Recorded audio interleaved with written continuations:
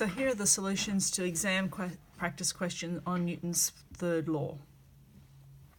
So remember, Newton's third law states that for every external force that acts on an object, there is a force of equal magnitude but opposite direction which acts back on the object which extended that external force. So here we have a diagram of the athlete pushing off starting blocks in a forward direction. So the athlete is pushing in that direction. So what is the direction of the force exerted on the athlete by the starting blocks as the athlete pushes off the blocks? Well, the athlete pushes off, pushing in that direction, so the blocks are pushing in the opposite direction, making D the correct answer.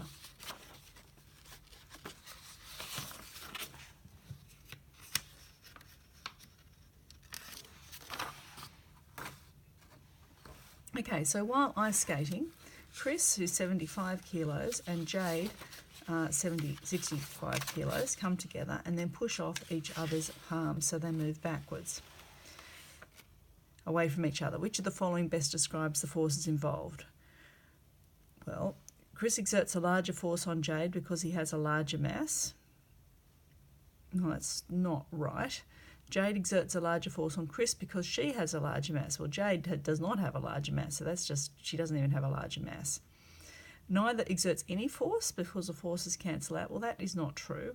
And they both exert the same amount of force on each other. But remember that Newton's third law states that any action has an equal and opposite reaction. So they both exert the same amount of force on each other. They will travel with different accelerations because they have different masses, if you remember F equals ma, but they exert the same force on each other. 3 boxes of equal mass have been stacked on top of each other and are resting on the floor. Draw 3 free body diagrams on the boxes showing the relative size and direction of the main forces acting on each of the 3 boxes if they were positioned as in the above diagram. Well, the first, let's just draw these so we can keep track of them. Make sure our arrows are of the same length, because remember the length of the arrow indicates the magnitude of the force. So let's say here, and we can even label it, here is the box's weight due to gravity, and here is the reaction force, normal force or the reaction force. Now, on box 2 has its weight, but also the box 1 on top. Now remember, the boxes are of equal mass. So box 2 has both its mass and box 1's mass, so the weight force of those 2 is going to be double. Because that weight force is double, the reaction force is also going to be double initial. Now box 3 is pushing down with 1, 2, 3 boxes worth, because box 3 itself is pushing down, but then box 1 and 2 are also pushing down on box 3. So the total force on box 3 will be 3 times the force on box 1. So I've drawn that line 3 centimetres tall. The reaction force will be the same magnitude, I'm into my words here, but in the opposite direction.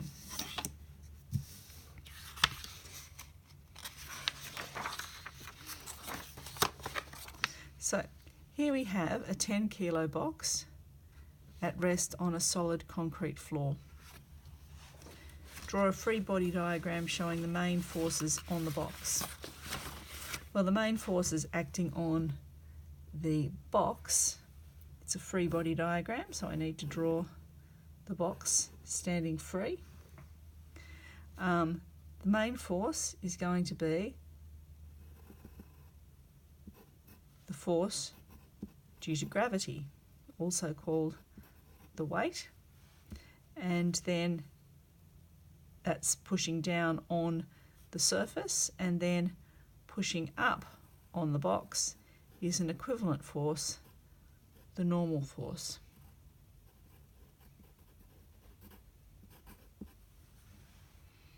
What is the value of the normal force? Well, the value of the normal force is in the opposite direction to the force due to gravity or the weight, but it's the same magnitude. So it's going to be force is equal to mass times acceleration, where the mass of the box is 10 kilograms, and the acceleration is going to be the acceleration due to gravity, which is 9.8 meters per second squared. So the total force is going to be 98 newtons, and because it's a force and it's a normal force, you can say in that direction, upwards. Now, suppose a person slams their fist down on the box with a force of 40 newtons and the box remains stationary. Draw a free body diagram showing the main forces on the box while the person is applying the force. So I'm drawing my free body diagram here. Free body means we don't have it sitting on any surface. So this force is going to have the box's mass. We can call that force the weight force, or the force due to gravity, and then we've got the force due to the fist, which we happen to know is 40 newtons. And we know, in fact, that it's the same box. We know that the force due to gravity is 98 newtons downwards. So in fact, I've drawn these the wrong way round. So in fact,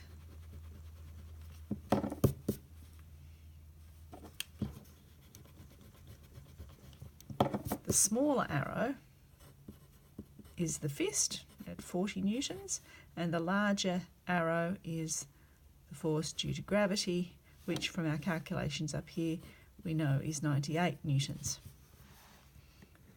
Now, the normal force, while the person is applying the force, well, given that the box doesn't go anywhere, it means the forces must be balanced. So we must draw a much longer arrow going this way, which is the normal force, which would be the equivalent of this one plus this one. The value of the normal force while the person is applying the force, so force normal is equal to the force due to gravity, or the weight force, which we know is 98 newtons, plus the 40 newtons,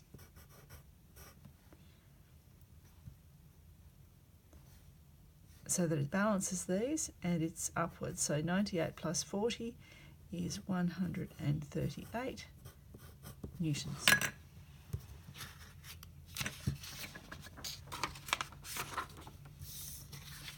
And that's it.